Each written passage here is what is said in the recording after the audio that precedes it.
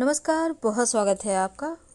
कई बार बहुत सारी मुश्किलें एक साथ परेशान करती है। कभी नौकरी की बाधा, कभी आप एग्ज़ाम ही क्लियर नहीं कर पा रहे, कभी शत्रु बाधा, तो कभी तंत्र मंत्र क्रिया की परेशानी। आज हम आपको ये जो प्रकृति है ना, ये एक ऐसा वरदान या ऐसे राज समेटे हुए है जिस पर से पर्दा उठाना पूरी तरह तो नामुमकिन है, लेकिन कुछ कुछ चीज़ें जो आप अगर जान लें तो आप बहुत सारी मुश्किलों से बाहर निकल सकते हैं। आपने सुना होगा कई बार तंत्र मंत्र क्रिया भी होता है, परेशानी आती ही रहती है लाइफ में। लेकिन आज हम एक ऐसे पौधे के बारे में बात करेंगे जिस पौधे के बारे में स्वयं भगवान शिव ने माँ पार्वती से कहा है। माँ पार्वती कहती है कि प्रभु, इस कलयुग में आपके दर्शन तो बड़े दुर्लभ होंगे। आप कोई उपाय बताइए जिससे मनुष्य आपका दर्शन कर धन्य हो सके। तब भगवान शिव कहते हैं, मैं सिर्फ तुम्हारे आग्रह पर इस पौधे के बारे में बताता हूँ, सुनो। और इस पौधे का नाम है उच्चटा का पौधा, जिसको हम कहते हैं। ये पौधा आपके आसपास मिल जाएगा। कई बार ये चूँकि बारिश के मौसम में ज़्यादा दिखता है, गर्मी के मौसम में थोड़ा पहचानना मुश्किल हो सकता है क्योंकि पेड़ पौधे सूखने लगते हैं। तो इस पौधे की खूबी ये है कि इस पौधे का जो जड़ होता है, इसमें बहुत शक्तियाँ हैं और इतनी शक्तियाँ हैं कि आपको भविष्य, भूत, वर्तमान सब दिखा सकता है। इसको बस आपको थोड़ा सा सिद्ध करना है। हालांकि सिद्धि बहुत लंबी चौड़ी होती है, लेकिन सिंपल तरीके से इस पौधे की जड़ से आप कैसे फ़ायदा उठाएं, आज हम यही आपके साथ बताने वाले हैं। तो हमने कहा उच्चटा का पौधा, याद रखिए। ये पौधा आपको अपने आसपास मिल जाएगा। ये 3-4 फीट, 3 फीट, 3.5 फीट तक का लंबा पौधा होता है। झाड़ जंगल की तरह है, हर वर्ष उगता है। पुराना पौधा भी मिल जाएगा आपको। और इस पौधे की जड़ लेना है थोड़ा सा। इस पौधे की जड़ में ही सबसे मेन जो एक बोल सकते हैं उसमें वशीकरण है, या फिर यह भी कह सकते हैं कि इसमें एक वरदान छिपा है शिव जी का, या ये एक ऐसा चमत्कारिक पौधा है जो जिसके आसपास हो, जो व्यक्ति इसको धारण कर ले, उस व्यक्ति के सारे कष्ट ही मिट जाते हैं। तो हम अब आपको विस्तार से बताते हैं। देखिए, यह है उच्चटा का पौधा। इस पौधे का आपको जड़ लेना है थोड़ा सा, और थोड़ा सा नागदोना के पौधा का जड़ लेना है। ये पौधा, दोनों ही पौधे का जड़ थोड़ा सा ले लें। आपको देखिए, अगर आप पुष्य नक्षत्र में ला पाएँ तो सर्वोत्तम होगा। और पहले से आप देख लीजिएगा पंचांग, पुष्य नक्षत्र कब है। और दूसरी बात, पुष्य नक्षत्र में लाने के पहले ही आप इस पौधे, अगर आप पहले से ढूंढ पाएँ तो पहले से उनको निमंत्रण दे के आइएगा। तब क्या होता है ना, ज़्यादा काम करता है। निमंत्रण देने का मतलब है आप थोड़ा सा पानी लेकर जाएं, पौधे के जड़ में डाल दें, उनसे प्रार्थना करें कि हम आपको कल लेने आएंगे। नौकरी प्राप्ति में बाधाएं आ रही हैं, राजनीति में सफल होना चाहते हैं, बाधाएं आ रही हैं, या आप चाहते हैं कोई तंत्र मंत्र क्रिया ना असर करे, वो सब समाप्त हो जाए।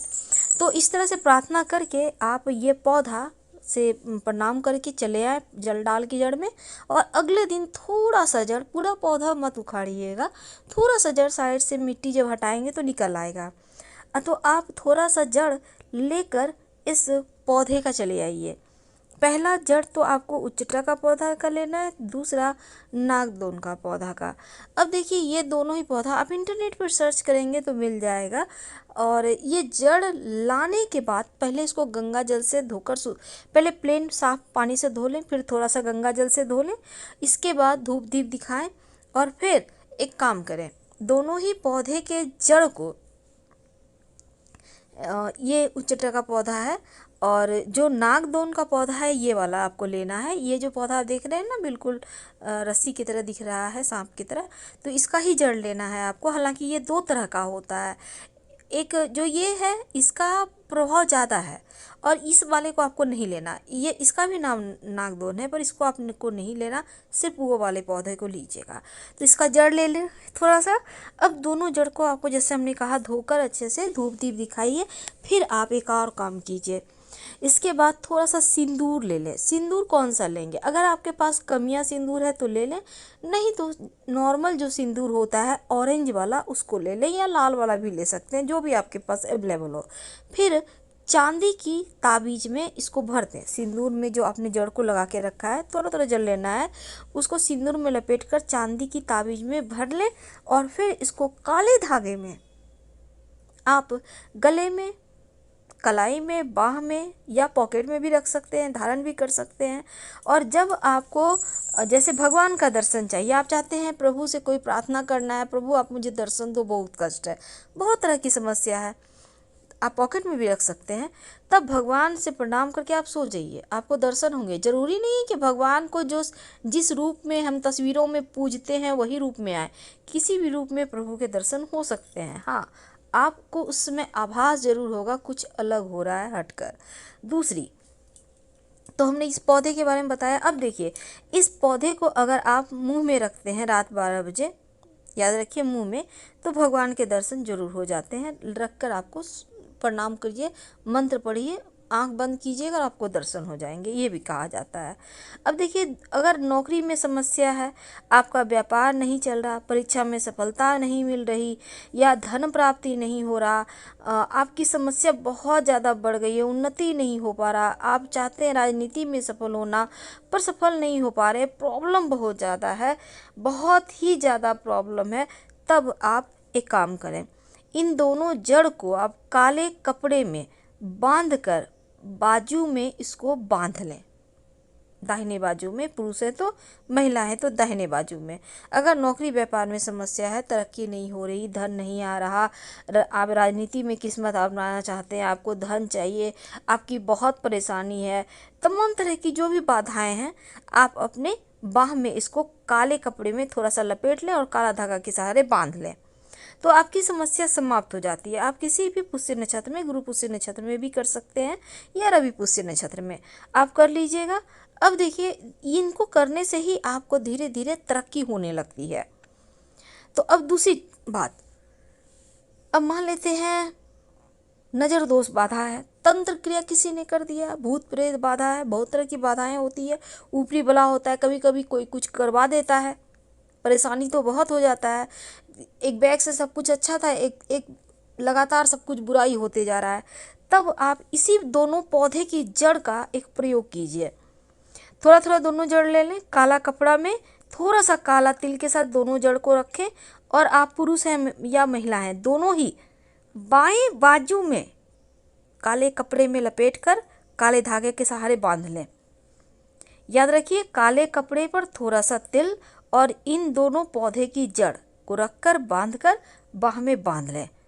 यकीन मानिए, कितना भी बड़ा नज़र दोष हो, परेशानी हो, सब खत्म हो जाएगा। इसको बांधे रहिए। आपको अगर मन हो तो हर 6 महीने में आप चेंज कर सकते हैं, आप 2-3 महीने में भी कर सकते हैं चेंज, क्योंकि जड़ है तो पानी में भीगेगा तो वो खराब होकर ख़त्म भी हो जाता है। तो आप अपनी सुविधा अनुसार इसका प्रयोग कीजिए। ये दोनों ही पौधा अद्भुत लाभ देते हैं, आप एक बार करके देखें, इसका बेनिफिट तो 100% मिलना ही है। और जब इसका लाभ हो तब आप हमको कमेंट में कहिएगा। याद रखिए, बाएं बांध में बांधना है।